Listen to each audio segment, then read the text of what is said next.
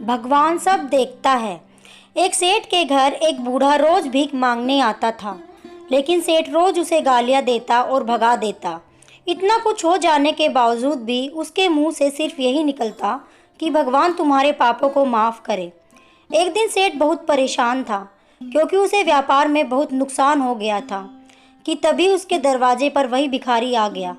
उसे बहुत गुस्सा आया और उसने गुस्से में अपना आपा खोते हुए भिखारी को पत्थर दे मारा। भिखारी के सर से खून बहने लगा। फिर भी दर्द से कर्राते हुए भिखारी ने इतना ही कहा, भगवान तुम्हारे पापों को माफ़ करे, और वह वहाँ से चला गया। सेठ सोच में पड़ गया, भिखारी को मैंने पत्थर मारा, फिर भी उसने मेरे लिए प्रार्थना की। वह भीतर से इतना शांत कैसे है, और इतना हो जाने पर भी कोई किसी को कैसे दुआएं दे सकता है। सेठ ने भिखारी का पीछा करना शुरू कर दिया। भिखारी जहाँ जहाँ जाता सेठ उसके पीछे जाता। सेठ ने देखा कि कोई उसको खाना देता, कोई उसको मारता, कोई अपमानित करता तो कोई गाली देता। लोग भिखारी के साथ चाहे जैसा व्यवहार करते, लेकिन भिखारी सबके लिए एक ही प्रार्थना करता, भगवान तुम्हारे पापों को माफ़ करे। शाम हो गई, भिखारी अपने घर जाने लगा, लेकिन सेठ अब भी उसका पीछा कर रहा था। एक टूटी सी झोपड़ी के अंदर भिखारी गया, जहाँ एक पुरानी टूटी सी चारपाई पर उसकी बूढ़ी पत्नी उसका इंतज़ार कर रही थी। भिखारी के कटोरे में एक बासी रोटी थी। उसने रोटी को देखकर पूछा कि आज बस इतना ही मिला और आपके सर से ये खून क्यों बह रहा है? बूढ़ा भिखारी बोला, आज बस इतना ही मिला, किसी ने कुछ दिया ही नहीं। सब ने गालियाँ दी और एक ने पत्थर भी फेंका, इसलिए मेरे सर पे चोट लगी थी। एक गहरी ठंडी सांस लेकर बूढ़ा भिखारी फिर से बोला, यह हमारे ही पापों का फल है।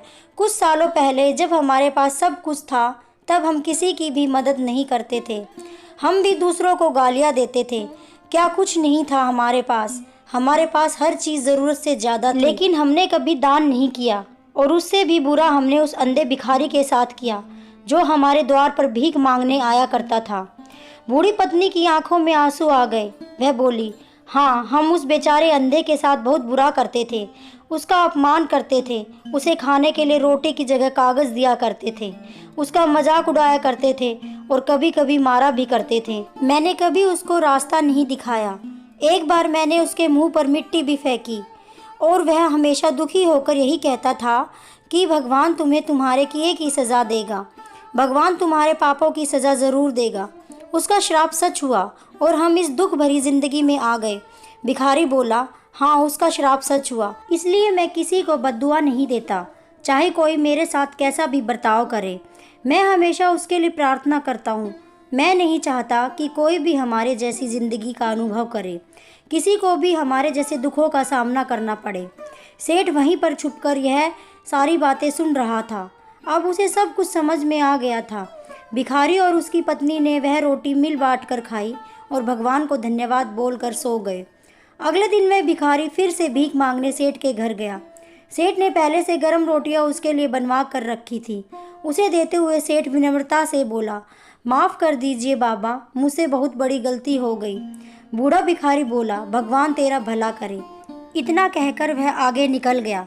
दोस्तों, इस कहानी से हमें सीखना चाहिए कि आदमी चाहे किसी का बुरा करे या भला करे, लेकिन भगवान सिर्फ कर्म के हिसाब से उसको फल देता है। क्या हुआ अगर भगवान नहीं दिखता है? लेकिन यह बात बिल्कुल सच है, उसके खाते में सब का हिसाब बहुत पक्का होता है। इसलिए जब किसी के लिए कुछ भी करो तो अच्छा ही करो।